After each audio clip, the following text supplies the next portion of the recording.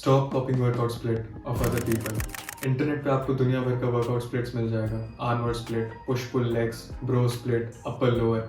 But इनमें से कौन सा आपको फॉलो करना चाहिए? अगर आप एक बिगिनर हैं एंड आप जिम में जाके रैंडम कोई भी एक्सरसाइज कर लेते हैं तो my friend you are wasting your time. एक प्रॉपर प्रोटोकॉल होना बहुत जरूरी है। In this video I will guide you on how to create your own custom workout split. अब एक वर्कआउट स्प्लिट क्रिएट करने के लिए आपको बहुत सारी चीजों को अकाउंट में रखना पड़ता है। Create your own workout split, basically you need to understand your own life, your own body. So first of all you need to understand on how many times a week can you hit the gym. Gym आप एक week में कितने बार जा सकते हो? Let's suppose you are a beginner and you have enough time. You can hit 4 or 5 times a week easily. तो आपका एक अलग वर्कआउट स्प्लिट होगा. If you are suppose a busy professional who can only hit the gym twice or thrice, तो उसका एक अलग workout split होगा. Twice is like, to be honest, way too less. At least try to hit the gym 3 times a week is what I would recommend. But अभी इस video में I will guide you through the creation of a 2-day workout split, 3-day workout split, 4-day workout split, 5-day workout split, and 6 days workout split as well. Okay, let's start with the easiest. We'll start with the 2-day split. To be honest, I wouldn't recommend this to anyone because इसमें आपके दोनों workout sessions के बीच में इधर आपको बहुत लंबा gap मिल जाता है या तो बैक टू बैक करोगे एंड देन फिर एक बहुत लंबा गैप मिल जाएगा. ईदर वेज आपको एक बहुत लंबा गैप बीच में मिलता है. सो इन दैट केस आप एक full body workout split follow कर सकते हैं. सपोज आपको वीक डेज में जाना है and you get time on Mondays and Fridays and you have a lot of time in between, so you can follow a full day workout split. Monday को full body, Friday को full body. So in that case, even though you have hit all your body parts but you have enough time in between to recover, so you can do a full body split. Let's suppose you only get time on weekends, Saturday and Sunday. So in that case what you can do is hit upper body on one day and lower body on the other day. अब क्योंकि आप week में सिर्फ 2 बार कर रहे हैं and you are following an upper lower split या full body split, तो आपका वर्कआउट सेशन जो है वो काफी ज्यादा लंबा होगा because you have to train back, chest, shoulder, arms and सबके लिए एटलीस्ट आपको 2 एक्सरसाइज तो करना ही होगा. So in that case it will take a lot of time. But अगर आप फुल बॉडी कर रहे हो तो इनके अलावा आपको लेग्स भी ट्रेन कर रहे हैं तो आपका workout session easily 1.5 hours to 2 hours ले सकता है. Again this is not something I would recommend to anyone.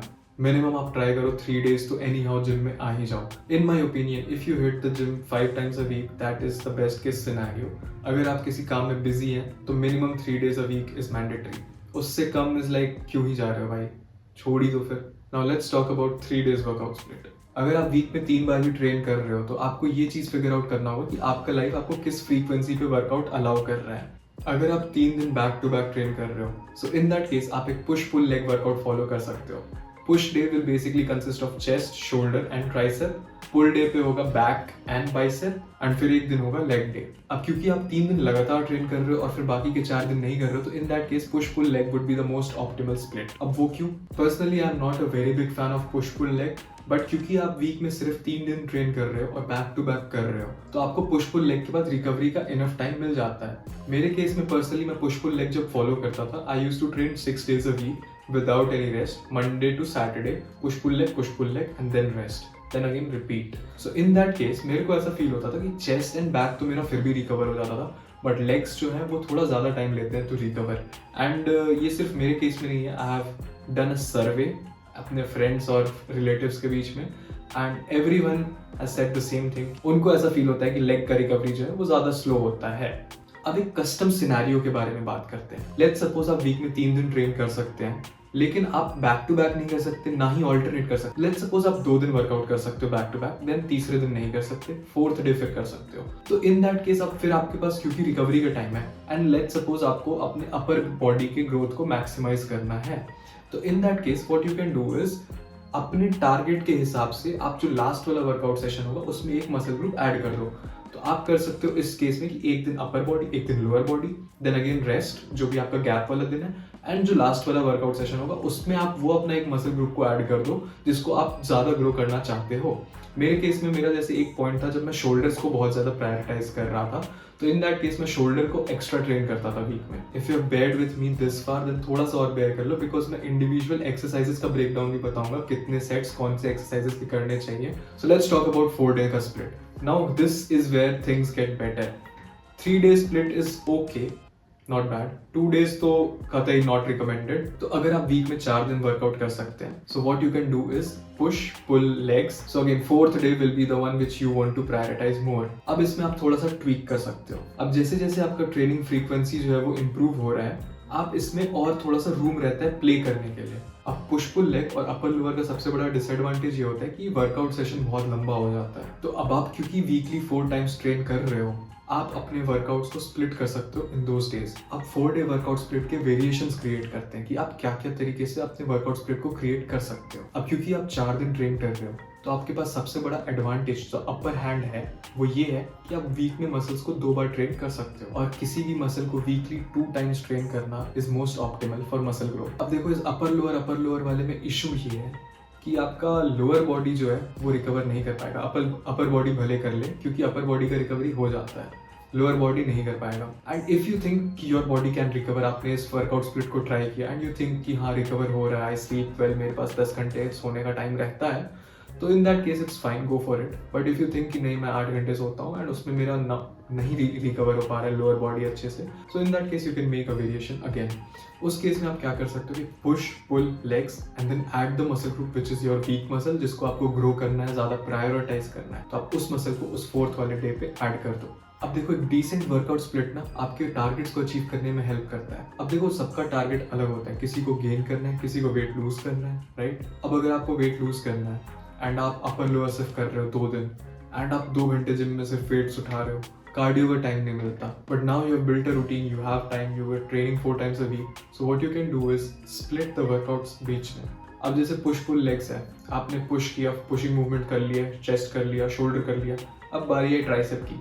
Now you feel like यार ट्राइसेप तक पहुंचते पहुंचते बहुत ज़्यादा ऑलरेडी बॉडी एक्सर्ट हो चुकी रहती है एंड उसके ट्राइसेप पे मैं उतना अच्छा फोकस नहीं कर पा रहा, तो मेरे आर्म्स जो है वो प्रायोरिटाइज नहीं हो रहे हैं। एंड ये पुश पुल लेग्स वाले जो है वो फेस करते हैं आर्म्स प्रायोरिटाइज ना फील करना। So in that case what you can do is, and आपको अगर वेट लॉस भी एट द सेम टाइम करना है, तो आप चेस्ट करो, शोल्डर करो and then do cardio, do abs, and उस आर्म्स को अलग से 4th वाले डे पे ऐड कर लो, because you have extra room there. अपने एक्सरसाइजेस को ऐसे अरेंज करो कि आप हर मसल को आइडियली 2 बार ट्रेन करो। अगर नहीं हो पा रहा है तो 1 बार तो मिनिमम हो ही जाए। अब जैसे जैसे आप डेज बढ़ाते जाओगे, सारे मसल्स आपके 2 बार ट्रेन होते जाएंगे।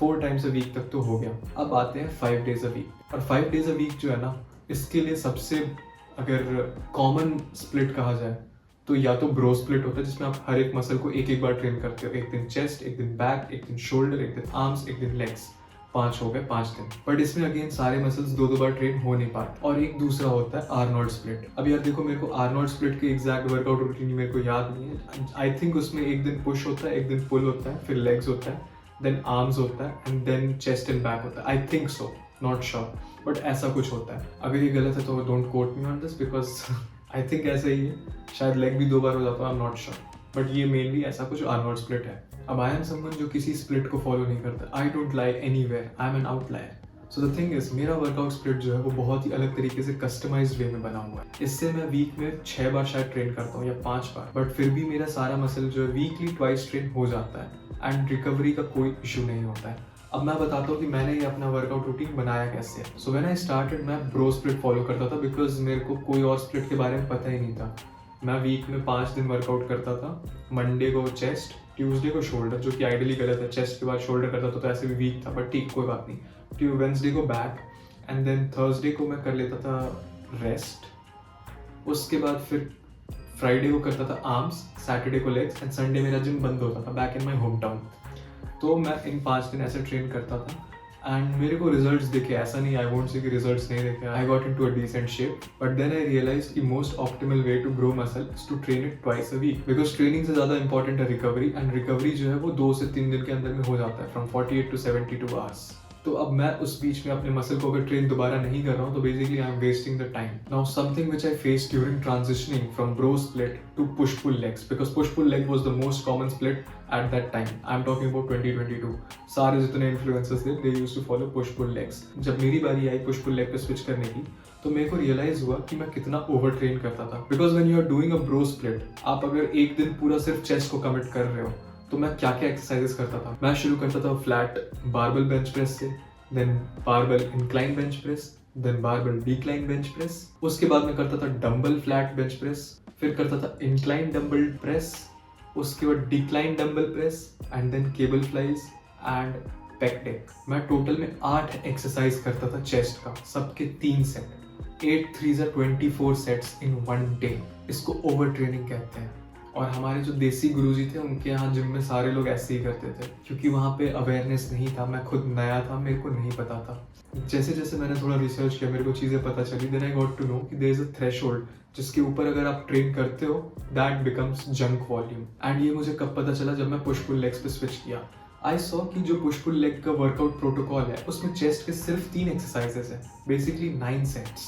उस टाइम तो मैं उस पुश पुल लेग वाले बंदे का वर्कआउट देख करके हैरान हो गया कि इतना कम ट्रेन करके ऐसी बॉडी कैसे बन सकती है।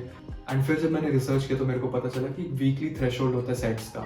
कोई भी मसल को अगर आपको ट्रेन करना है एक ऑप्टिमल वे में, तो एक वीक में आपको उसको 16 सेट्स से ज़्यादा नहीं करना है। अगर आप बैठ के 20 एक्सरसाइजेस लगा रहे हो सिर्फ चेस्ट के, पहले 3 में आपका मसल ब्रेक डाउन होगा, उसके बाद से आपका मसल ऑलरेडी फटीग और सोर हो चुका है। आप बस उसमें घिसे जा रहे हो एंड किसी का वो भला नहीं कर रहा है। उस तीसरे सेट का वर्कआउट रोक दो, घर जाओ, खाओ एंड रिकवरी प्रोसेस को किक स्टार्ट करो, तो वो ज़्यादा बेटर होगा। एंड 2 दिन बाद आप दोबारा उस मसल को ट्रेन कर सकते हो जब वो एकदम फुल्ली फ्रेश स्ट्रॉन्ग रहेगा। अगर आपका मसल सोर नहीं है and you are feeling good, you push harder.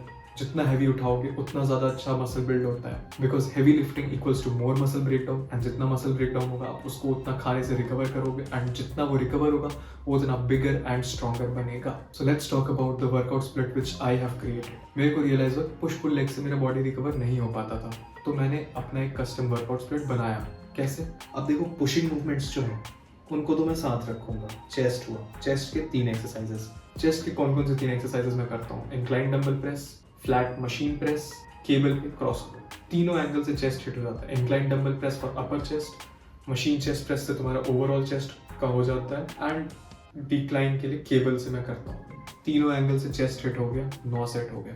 अब इसको मैं 2 बार करूँगा। कैसे करूँगा? एंड ऑल्सो मैं मंडे ट्यूसडे के हिसाब से चेस्ट के बैक डे नहीं रखता हूँ। मेरा जो वर्कआउट प्रोटोकॉल है वो बहुत अलग है। Like I said, I am N outlier. अब मैं बताता हूँ कैसे। मैं डे 1 डे 2 वाइज बात करता हूँ, और आपका डे 1 डे 2 कोई भी दिन हो सकता है। डे 1 को मैं करूँगा chest and side delts. Chest के 3 एक्सरसाइजेस, तीनों के 3 सेट्स, यानी 9 सेट्स चेस्ट के। एंड एक एक्सरसाइज करूंगा मैं साइड लेटरल रेस। अब साइड लेटरल रेसेस की मैं 5 सेट लगभग लगा लेता हूँ, क्योंकि शोल्डर एक ऐसा मसल ग्रुप है जो सबसे जल्दी रिकवर होता है। आप उसको ज्यादा ट्रेन कर सकते हो। तो ये 4 एक्सरसाइजेस मेरे डे 1 पे आ गए, chest and side dealt. Day 2 पे आते हैं। Day 2 is fully back and rear delts. तो अब शोल्डर को अलग से मैं ट्रेन नहीं करता हूँ, उल्टा मैंने शोल्डर का जो अलग अलग हेड्स है उसको ब्रेक डाउन कर लिया है। अब शोल्डर का फ्रंट डेल्ट के लिए होता है पुश डे, क्योंकि उसमें ओवरहेड प्रेस चाहता है, right? Now the thing is कि आप जितने भी प्रेसिंग मूवमेंट्स करते हो, भले वो फ्लैट बेंच पे हो या इंक्लाइन बेंच पे हो, वो आपके फ्रंट डेल्ट को इन्वॉल्व कर ही देता है। तो आपका फ्रंट डेल्ट कहीं ना कहीं इन्वॉल्व हो जाता है, ट्रेन हो जाता है, तो उसको अलग से ट्रेन करने का जरूरत नहीं है। तो मैं चेस्ट के साथ फ्रंट डेल्ट ऑलरेडी ट्रेन हो गया, तो मैं साइड डेल्ट्स को ट्रेन कर लेता हूँ। अब मेरा साइड डेल्ट ट्रेन हो चुका है, फ्रंट डेल्ट ट्रेन हो चुका है, क्या बचा? Rear dealt. अब रियर डेल्ट को मैं बैक के साथ ट्रेन कर लेता हूँ। तो बैक के लिए मेनली 2 तरीके के मूवमेंट्स होते हैं। एक होता है हॉरिजॉन्टल पुल, एक होता है vertical pull. Vertical pull is basically जब आप ग्रेविटी के अगेंस्ट पुल कर रहे हो, तो आप पुल अप हुआ या लैट पुल डाउन हुआ, ये आपका वर्टिकल पुल हुआ। And horizontal pull is basically rowing वाला कोई भी मूवमेंट। सो मैं स्टार्ट करता हूँ अपना वर्कआउट विद पुल अप। मैं 2 सेट या 3 सेट पुल अप के करता हूँ टिल फेलियर। वो मेरा मेन वर्टिकल पुल का मूवमेंट रहता है। एंड देन उसके बाद मेरे जिम में close grip lat pull down का मशीन है, उस पर भी मैं 2 सेट कर लेता हूँ। इससे मेरे वर्टिकल पुल का कोटा हो जाता है कंप्लीट। अब बारी आती है हॉरिजॉन्टल पुल की। तो हॉरिजॉन्टल पुल के लिए कोई भी मैं चेस्ट सपोर्टेड रोइंग का मूवमेंट कर लेता हूँ। एक मेरे जिम में है चेस्ट सपोर्टेड रोइंग, जिसमें मैं पूरा हैवी जाता हूँ। अगर आपके जिम में टी बार रो है चेस्ट सपोर्टेड वाला मशीन, तो आप उस पर कर सकते हैं। कोई और मशीन है उस पर कर सकते हैं। अगर कोई भी नहीं है तो नॉर्मल केबल पे रोइंग कर सकते हैं। But I prefer chest supported, क्योंकि उससे आपका बैक जो है वो ज़्यादा अच्छे से ट्रेन हो पाता है, आपका mind muscle connection better develop होता है। अगर आपके जिम में कोई ऐसा मशीन नहीं है तो आप बेंच को इंक्लाइन पे सेट करके उस पर लेट जाओ एंड डंबल से रोइंग कर सकते हो। वो भी एक बहुत ही बढ़िया ऑल्टरनेटिव है। एंड उसके बाद रियर डेल्ट के लिए मैं रिवर्स पेक्टिक फ्लाई कर लेता हूँ, and that winds up my back day. उसके बाद डे 3 पे मैं करता हूँ आर्म्स। मैंने आर्म्स के लिए डेडिकेटेड वर्कआउट सेशन देना स्टार्ट कर दिया। मतलब मैं ट्राई करता हूँ अपने आर्म्स को ग्रो करने का। मेरे को मजा आता है अलग से आर्म्स ट्रेन करने में। तो मेरे चैनल पे बहुत सारे आर्म्स के वीडियोस पड़े होंगे जिनको आप देख सकते हैं, रेफर कर सकते हैं। I have been changing my arm workout routine for quite some time now. Change होते रहता है विद टाइम। बट जो भी वर्कआउट स्प्लिट आप फॉलो करते हो, जो भी आप एक्सरसाइजेस डिसाइड करते हो कि हाँ अब मैं ये करूंगा, उसको आप कम से कम 2 से 3 महीने तक लगातार फॉलो करोगे, तभी आपको कोई भी चेंजेस या रिजल्ट्स दिखेंगे। नहीं तो अगर आपने हर हफ्ते वर्कआउट स्प्लिट चेंज करना है तो ना आप उस एक्सरसाइज में मास्टर कर पाओगे, ना ही उसमें प्रोग्रेस कर पाओगे, तो आपका गेन्स आपको दिखेंगे नहीं। डे 4 पे आता है मेरा लेग्स। अब लेग्स का भी प्रॉपर एक वर्कआउट सेशन जो है वो मैंने बना रखा है, जिसमें मैंने बता रखा है कि मेरा लेटेस्ट लेग वर्कआउट सेशन जो है वो कैसा दिखता है। तो ये 4 दिन का मेरा स्प्लिट है, ये 4 डेज का स्प्लिट है मेरा। अब इसको मैं हर 4 दिन पे रिपीट कर देता हूँ। अगर मैं मंडे को गया हूँ और 4 दिन में लगातार जा चुका हूँ तो मैं 1 दिन का गैप ले लूंगा बीच में, and then I will repeat the same. तो ये 4 दिन का वर्कआउट स्प्लिट है। एंड इफ यू सी, तो मेरा एक वीक के अंदर में चेस्ट भी 2 बार हो जाता है, शोल्डर भी 2 बार हो जाता है, बैक भी हो जाता है, रियर डेल्ट भी हो जाता है, लेग्स भी हो जाता है। एंड सबसे बड़ी चीज़ ये है कि क्योंकि वो एक्स्ट्रा 1 दिन का रिकवरी जो मिल जाता है ना, उसमें मेरे लेग्स रिकवर हो जाते हैं। Overall everything is the game of consistency. अगर आप कोई भी वर्कआउट स्प्लिट डिसाइड करते हो, लेकिन अगर आपने उसको 2 महीने तक फॉलो ही नहीं किया, आप उसमें प्रोग्रेसिव ओवरलोड और हाइपरट्रॉफी के रेंज में ट्रेन नहीं किया आपने, तो उसमें आपका जितना टाइम आपने दिया है वो वेस्ट है। Because eventually to grow your muscle you need to break it down. And break down कैसे होगा? आपको हैवी वेट से जिम में हर बार वीक में 2 बार अपने उस स्पेसिफिक मसल ग्रुप को ट्रेन करना होगा टिल फेलियर।